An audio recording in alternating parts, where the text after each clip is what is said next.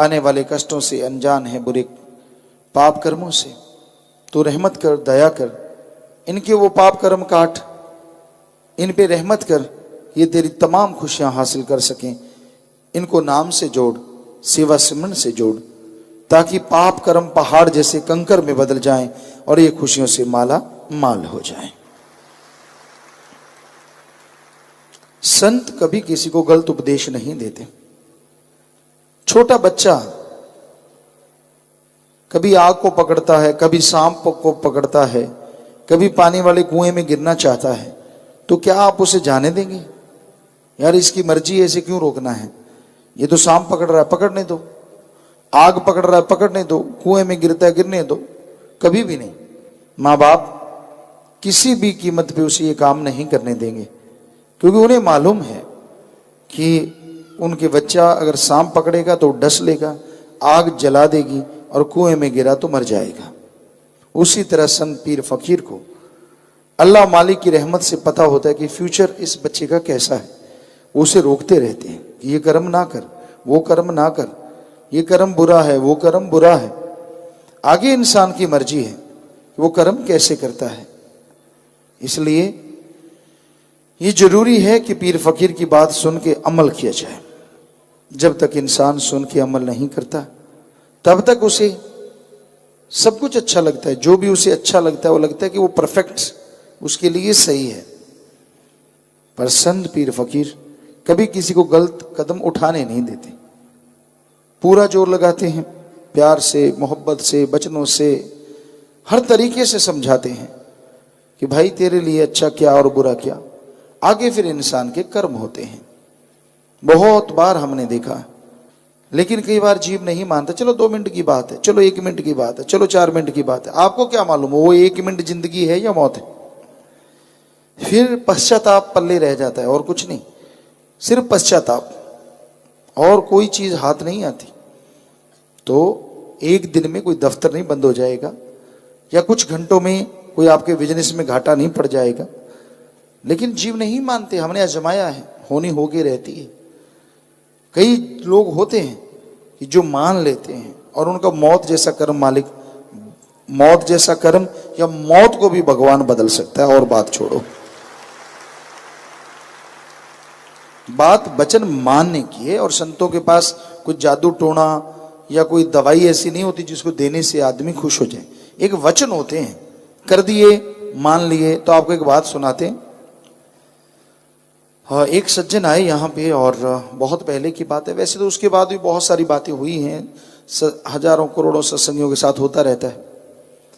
तो वो आए और कहने लगे, पिताजी बताओ, हम लाइन में ऐसे मस्ताना जी धाम में साथ संगत थोड़ी हुआ करती, बिठा लेते थे, हम घूमते उनके पास। बोलो भी क्या बीमारी, क्या बीमारी, ये करो बेटा, वो करो। कहने लगे जी मैं बीमार हूँ। हमने कहा ठीक है, आप पीछे चंडीगढ़ में दिखा लो भाई, प्रसाद ले लो।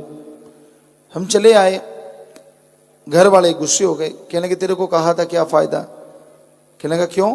कहते अभी आप चंडीगढ़ से तो आ रहे हैं सीधे पीजीआई से। उन्होंने जवाब दे दिया कि इसकी जिंदगी नहीं बचेगी। कहता मैंने आपसे सलाह थोड़ी ली है, मैंने तो अपने पीर फकीर से पूछा है, और मैं तो जाऊंगा ही जाऊंगा। वो कहते हैं ऐसे कैसे, अभी तो जाएं। कहते ना जाओ, मैं अपने आप कोशिश करो, मुझे 2 लोग उठाने वाले दे दो, मुझे ले जाएं उठा के। उन्होंने जिद मान ली उसकी।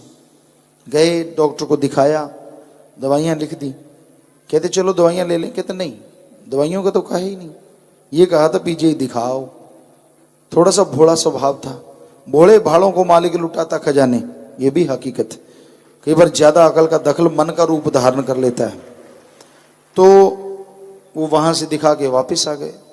डॉक्टर बोले कि 15 दिन 10 दिन जो भी है आप सेवा करें। वो ऐसा कोई उसे उल्टियां लगी।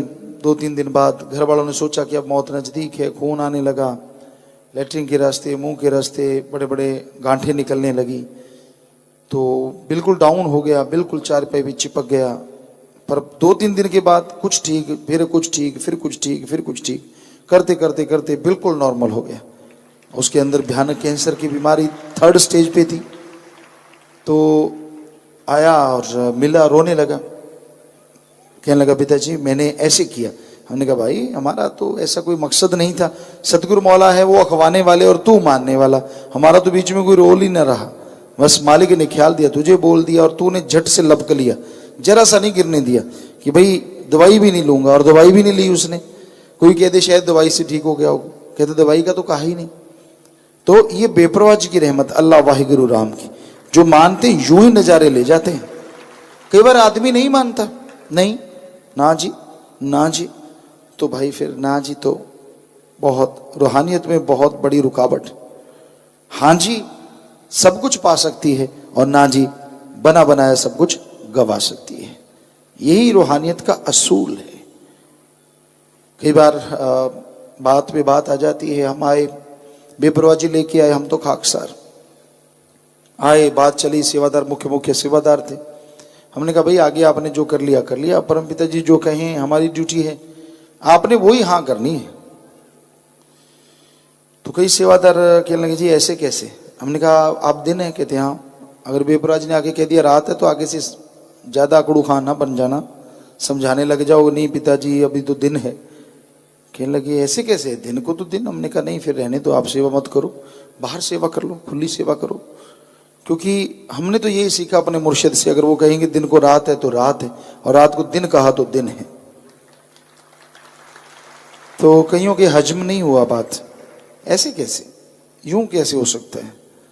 किसी ने हमें सुनाया जी, बेपरवाह जी ने कहा भाई आप कई सेवादार थे एक बार, क्योंकि तब खुल संगत कम होती, बेपरवाह जी बैठे रहते थे बहुत देर, तो कि भाई लस्सी ले आओ, छाछ ले आए।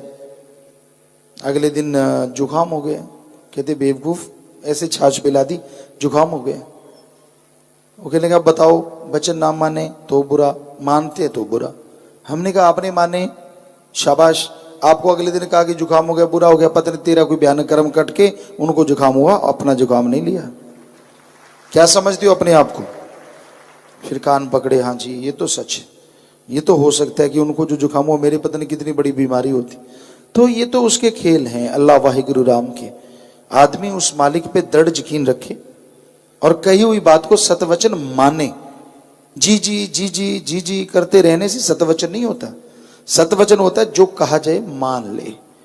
वो कहा हुआ मानने में पसीना भी आ सकता है, परेशानी भी आ सकती है, मुश्किलें भी आ सकती हैं, पर हो सकता है वो नन्ही नन्ही मुश्किलें एक महाभयानक मौत जैसा रोग हो जो तेरा उन छोटी छोटी परेशानियों में कट रहा हो। क्योंकि पीर फकीर कभी किसी का बुरा करना तो दूर, सोच भी नहीं सकते कि इसका बुरा करें। वो तो दुआ के लिए हाथ उठाते हैं, सबका भला सोचते हैं, भला करते हैं। ये अलग बात है, किसी को भला पचता नहीं। ईगो, अहंकार, खुदी, जब अहंकार आ जाता है, जब खुदी आ जाती है, जब आदमी सोचता है कि मैं नहीं, मैं कुछ और हो गया, तो मालिक से दूर हो जाता है। पंजाबी में एक कहावत है, असी वो नहीं रह गए जी, असी कुछ होर बन गए जी। जब ये वाली बात आती है ना कि हम वो नहीं रहे, अब कुछ और बन गए, जब और बनते और अपनी अलग हस्ती बना लेते हैं, तो अल्लाह वाहिगुरु राम कैसे काम करेगा वहां, कैसे पाप कर्म कटेंगे। और दिख रहा होता है कि इसके ये कर्म आने वाले हैं, आए के आए, बन जा सोना, बन जा सोना, बन जा सोना, अचानक मुंह से पित्तल तो बन जा। तो वही बात होती है, कर्म कट जाएं कट जाएं कट जाएं कट जाएं, कहते नहीं मैं नहीं कटवाता, तो उसी टाइम बोझ कर्मों का ऊपर पड़ जाता है। तो इसलिए भाई पीर फकीर हाथ जोड़ जोड़ प्रार्थना करते हैं, विनती करते हैं। वरना आपसे हाथ जोड़ के उन्होंने क्या आपसे सोना लेना है, चांदी हीरे जवाहरात लेने हैं?